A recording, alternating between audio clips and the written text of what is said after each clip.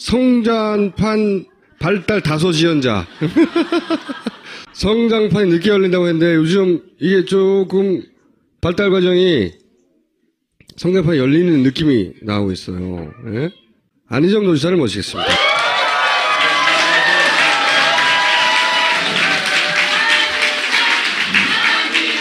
안희정이랑 여친분들 얼마 받고 왔어요? 오늘 아침에 저랑 뉴스공장에서 인터뷰를 했었는데 손학규 전 대표더러 왜 은퇴하라고 했냐 했더니 어떻게 매년 동지가 바뀌냐고. 굉장히 훌륭한 멘트였어요. 제가 그걸 듣자마자 성장판이 열렸구나 이제. 거기서 이제 손학규 전 대표에 대해서도 얘기를 했고 그리고 이제 국민의당에 대해서도 얘기를 했어요 다.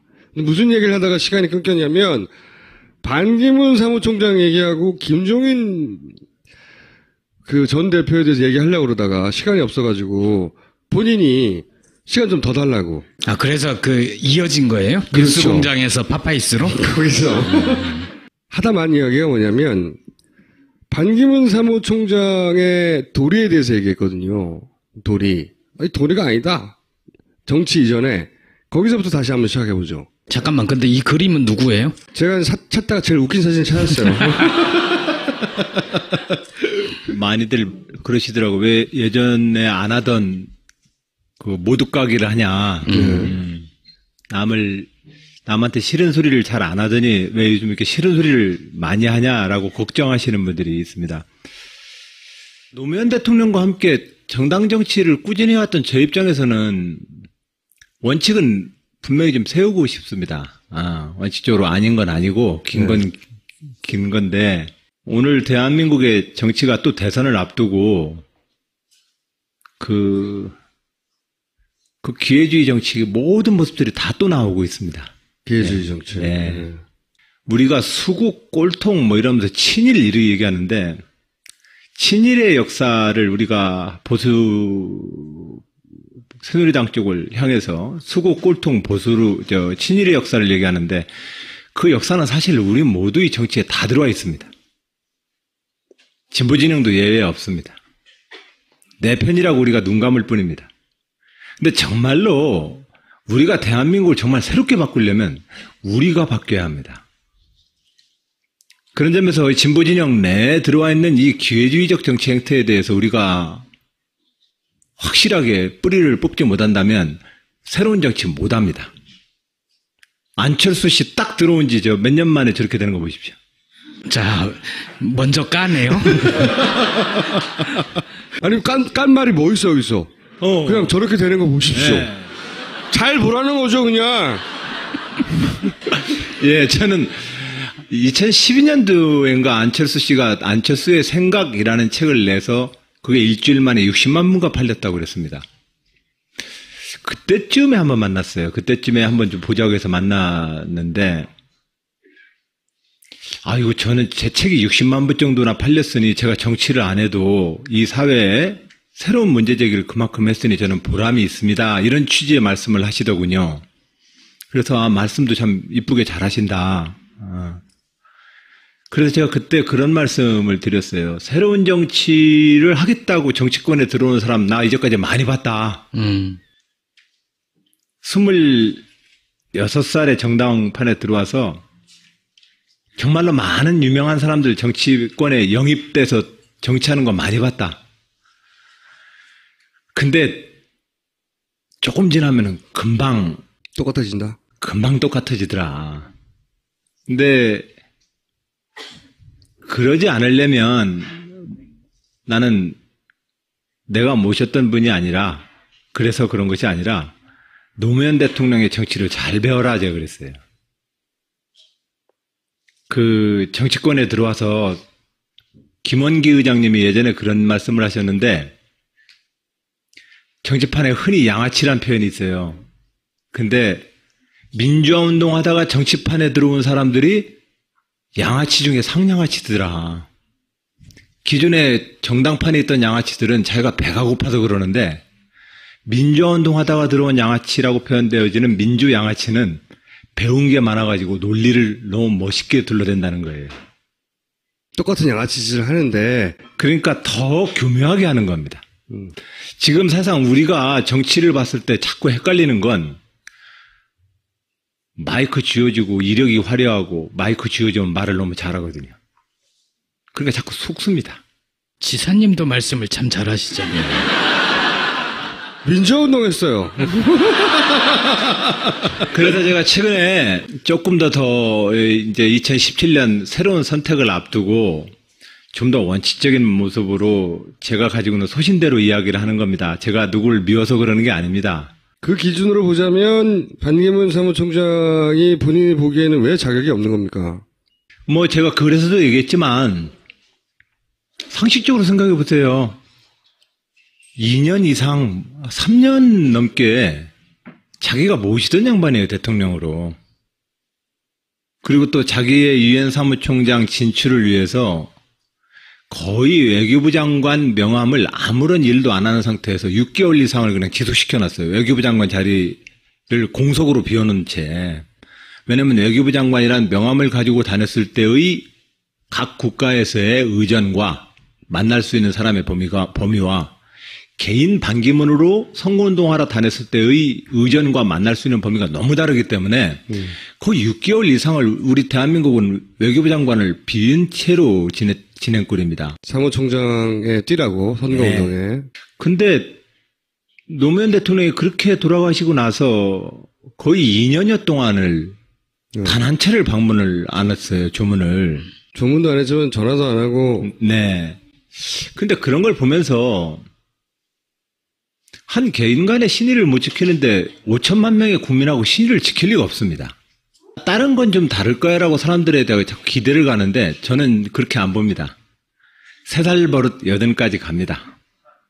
하나를 보면 열을 압니다. 예. 그래서 반기문 총장의 그런 신의 없는 태도는 지도자로서 이미 자격 상실이다. 난 그렇게 생각을 합니다. 그게 이제 그랬던 이유가 아마 그때가 이명박 정부니까. 이명박 대통령 눈치 보느라고 그런 거죠. 뭐 복잡하게 얘기할 거 뭐 있습니까? 그렇죠. 그거죠, 그거. 근데 이제 더 심각한 건 뭐냐면, 우리가 사실상 반기문 사무총장의 유엔 사무총장 자리는 개인의 선거운동이 아닙니다. 유엔 사무총장이라는 지위 국가로서 대한민국이 선택받는 겁니다. 그렇기 때문에 이건 대한민국 모두의 총력전입니다. 근데 우리가 왜 그렇게 모든 사람들이 유엔 사무총장이라는 자리를 얻기를 원했겠습니까? 우리나라의 자부심이기도 하고, 또 한편으로는 이 분단된 나라의, 남북으로 분단된 나라의 출신이 유엔 사무총장으로 앉게 되면 이 남북 갈등이나 분단 상황에 대해서 좀 더 긍정적 역할을 우리는 기대하지 않았겠습니까? 근데 지난 10년 동안 남북 관계에 대해서 유엔 사무총장이 어떤 역할을 했습니까? 아무것도 한 게 없습니다. 북한 방문도 안 했나요? 한다고 말만 했었죠. 북한 방문을 한 적도 없죠. 예. 그러니까 유엔 사무총장으로서 이 남북 갈등, 지구촌에 있어서 가장 갈등지 중에 하나인 동북아시아의 남북 갈등 문제를 한 번도 취급하지 않았다는 사실과, 더군다나 자기의 조국의 문제임에도 불구하고 그분이 대통령 되면 잘 풀겠습니까? 그런데 그분이 왜 국민들한테 사랑을 받을까요? 저는 그런 기회주의 정치로부터 국민들의 사랑을 빼앗기기 싫습니다. 그 경쟁을 하라고 저 같은 사람이 있는 거 아니겠습니까? 약간 느끼하네요. 어쨌든 충청도로의 관점에서 보더라도 충청도의 대표 선수를 반기문 총장하고 안희정 중에 누가 하면 좋겠습니까? 그만해. 충청 당연히 북도하고 남도하고 갈라지는 거 아니에요, 지금? 당연히 충청도는 이런 미래를 만들어야 합니다. 충청도는 영남이 뭉치고 호남이 뭉치니까 우리가 핫빠지냐? 우리도 뭉치자. 김종필 총재가 그래가지고 지역정당을 만들었습니다. 그러나 충청도는 뭉치면 안 됩니다.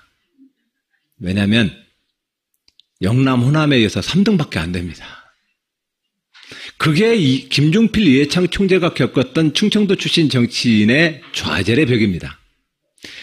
대한민국에서 지역주의에서 오로지 재미 볼 수 있는 곳은 영남밖에 없는 겁니다.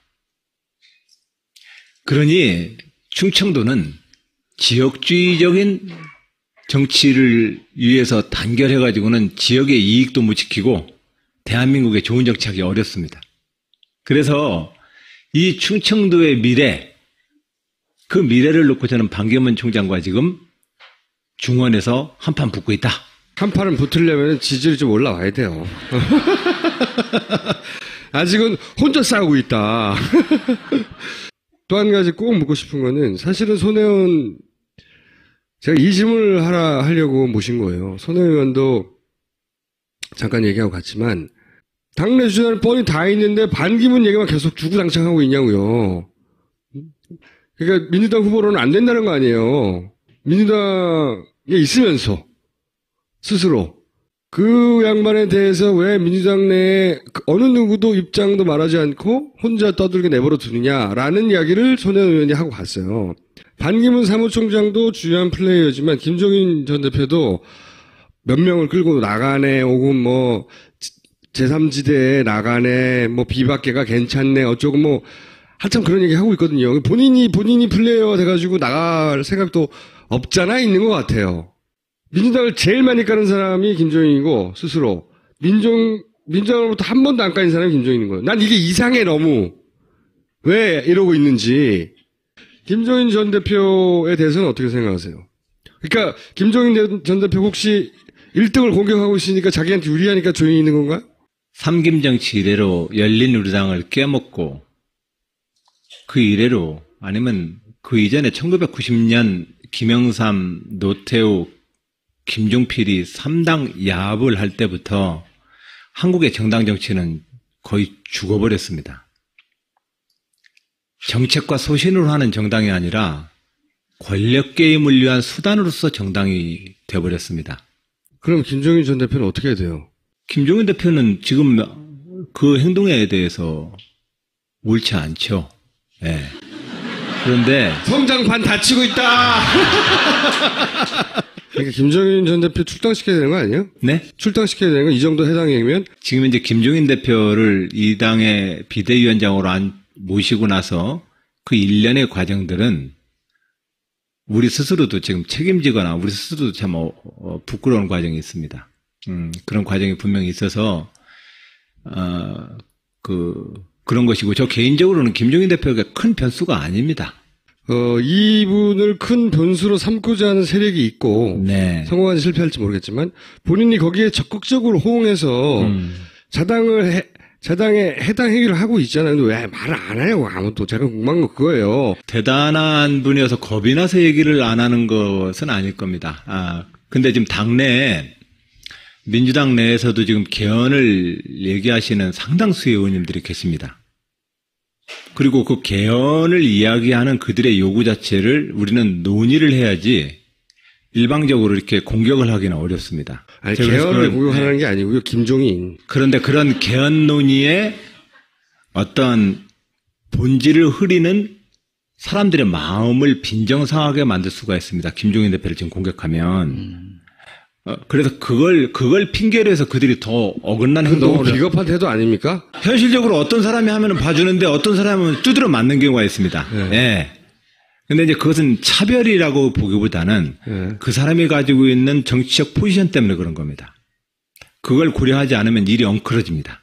그렇기 때문에 저는 그걸 고려하지 않는 사람의 말을 듣고 싶은 거예요. 네. 김종인 그 전 대표에 대해서는 저는 그 정도로 어쨌든 간에 그 생각을 하고 있고, 현재 그분들의 움직임이 지금 자당 후보를 공격하거나 하는 것에 대해서 옳지 못하다는 우리 김어준 총수의 의견에 100% 동의한다는 정도로 제 의견을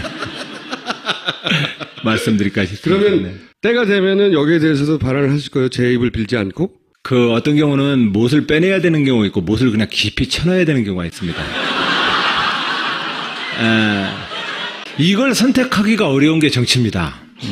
이걸 늘 선택을 해줘야 합니다. 괜히 뽑는다고 해서 다 뽑았다가 온갖 목재 상하지 말고 어떤 때는 그냥 쳐서 내 거로 만들어야 되는 경우도 있고, 어떤 때는 아무리 내가 내가 반쯤이 날아가더라도 후벼 파야 되는 게 있습니다.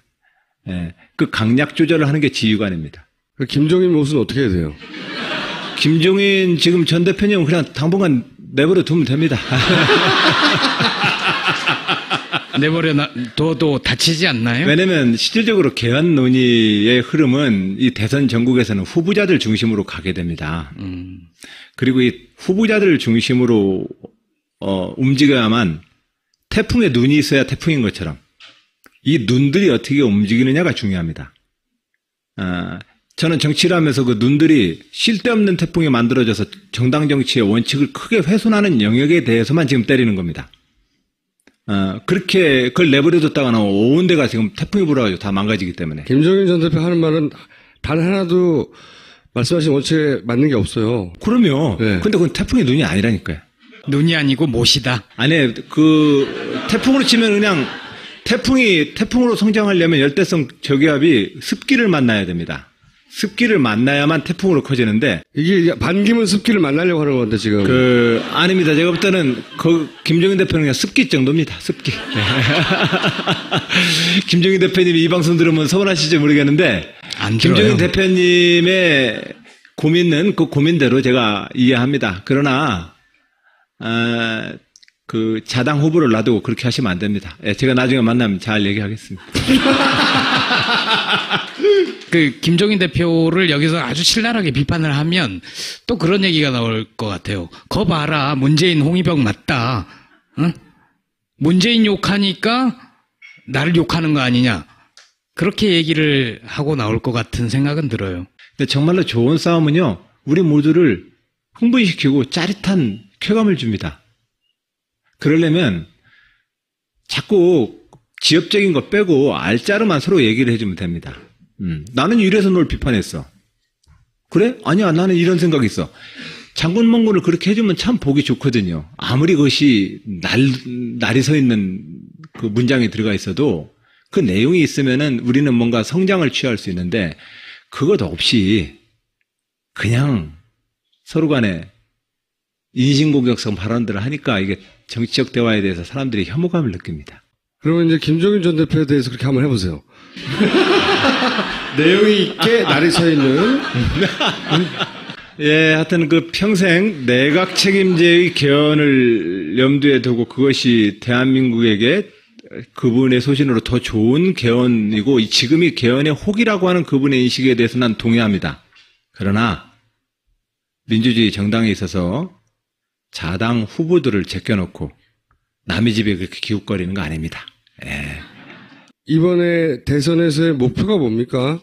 이게 자꾸 페이스메이커 얘기도 나오고 차차기 얘기도 나오는데. 최선을 다해서 도전해서 후보가 되고 또 본선에서도 대통령이 되는 게 제 목표입니다. 본인이 꼭 하고 싶었던 얘기 한마디만 하고 가주세요. 예, 대한민국 좀 바꿉시다. 대한민국 바꾸자는 말씀 꼭 좀 드리고 싶습니다. 그것은 다른 거 아닙니다. 좀 우리 모두가 달라지면 됩니다. 저는 충남도지사 하면서 딱 기준 하나뿐입니다. 내가 봤던 선배 도지사와 조금이라도 다른 모습을 보이자. 그러면 대한민국이 바뀝니다. 내가 배웠던 아버지의 모습으로부터 나는 조금 다른 아버지가 되자. 그럼 우리 바뀝니다. 그러니까 거창하게 서로 얘기할 거 없습니다. 우리 조금만 바꿉시다. 조금만 바꾸는데 저는 정당 정치인으로서 그동안 무수히 봐왔던 그 기회주의적 정치와는 저는 늘 앞으로도 그렇고 과거에도 그렇고 저는 싸울 것입니다. 그래서 정당 정치가 바로 서지 않고 민주주의 안 됩니다. 민주주의 바로 안 하면 나라 망합니다.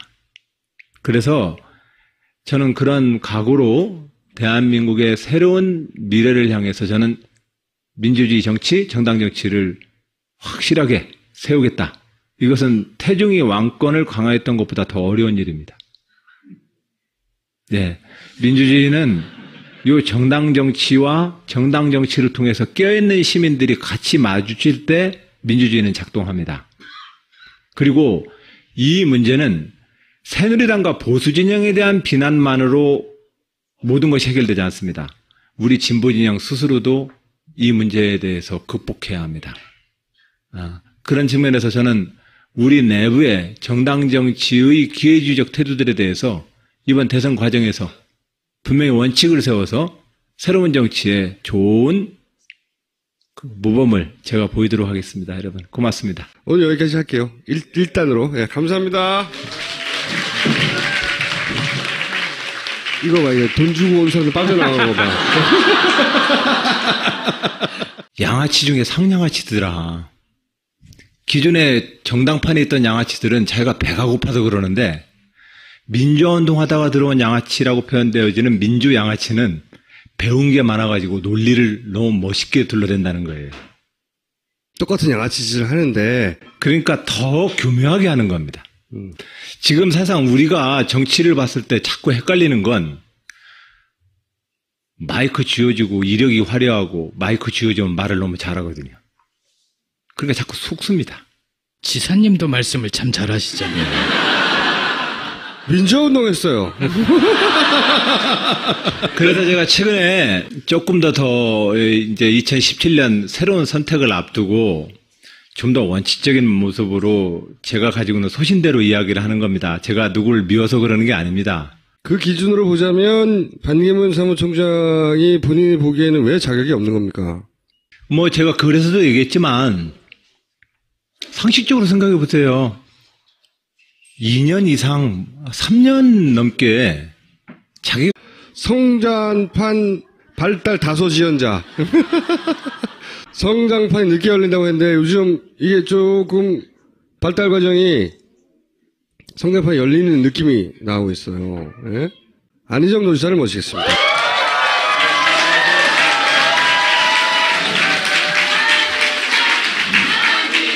안희정이랑 여친분들 얼마 받고 왔어요? 오늘 아침에 저랑 뉴스공장에서 인터뷰를 했었는데 손학규 전 대표더러 왜 은퇴하라고 했냐 했더니 어떻게 매년 동지가 바뀌냐고. 굉장히 훌륭한 멘트였어요. 제가 그걸 듣자마자 성장판이 열렸구나 이제. 거기서 이제 손학규 전 대표에 대해서도 얘기를 했고 그리고 이제 국민의당에 대해서도 얘기를 했어요 다. 근데 무슨 얘기를 하다가 시간이 끊겼냐면 반기문 사무총장 얘기하고 김종인 그 전 대표에 대해서 얘기하려고 그러다가 시간이 없어가지고 본인이 시간 좀 더 달라고. 아, 그래서 이어진 거예요? 그렇죠. 뉴스공장에서 파파이스로? 거기서. 하다만 이야기가 뭐냐면 반기문 사무총장의 도리에 대해서 얘기했거든요. 도리. 아니, 도리가 아니다. 정치 이전에. 거기서부터 다시 한번 시작해보죠. 잠깐만, 근데 이 그림은 누구예요? 제가 찾다가 제일 웃긴 사진 찾았어요. 많이들 그러시더라고. 왜 예전에 안 하던 그 모두가기를 하냐. 남한테 싫은 소리를 잘 안 하더니 왜 요즘 이렇게 싫은 소리를 많이 하냐라고 걱정하시는 분들이 있습니다.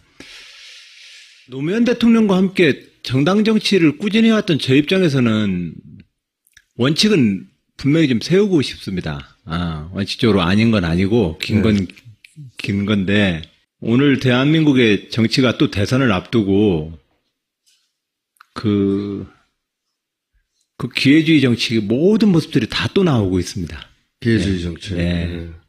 우리가 수국, 꼴통 뭐 이러면서 친일 이렇게 얘기하는데 친일의 역사를 우리가 보수도 이 사회에 새로운 문제 제기를 그만큼 했으니 저는 보람이 있습니다. 이런 취지의 말씀을 하시더군요. 그래서 말씀도 참 이쁘게 잘하신다. 그래서 제가 그때 그런 말씀을 드렸어요. 새로운 정치를 하겠다고 정치권에 들어오는 사람 나 이제까지 많이 봤다. 26살에 정당판에 들어와서 정말로 많은 유명한 사람들 정치권에 영입돼서 정치하는 거 많이 봤다. 근데 조금 지나면은 금방 똑같아진다. 금방 똑같아지더라. 근데 그러지 않으려면 나는 내가 모셨던 분이 아니라 그래서 그런 것이 아니라 노무현 대통령의 정치를 잘 배워라 제가 그랬어요. 그 정치권에 들어와서 김원기 의장님이 예전에 그런 말씀을 하셨는데 정치판에 흔히 양아치란 표현이 있어요. 근데 민주화 운동하다가 정치판에 들어온 사람들이 새누리당 쪽을 향해서 수고 꼴통 보수로 친일의 역사를 얘기하는데 그 역사는 사실 우리 모두의 정치에 다 들어와 있습니다. 진보 진영도 예외 없습니다.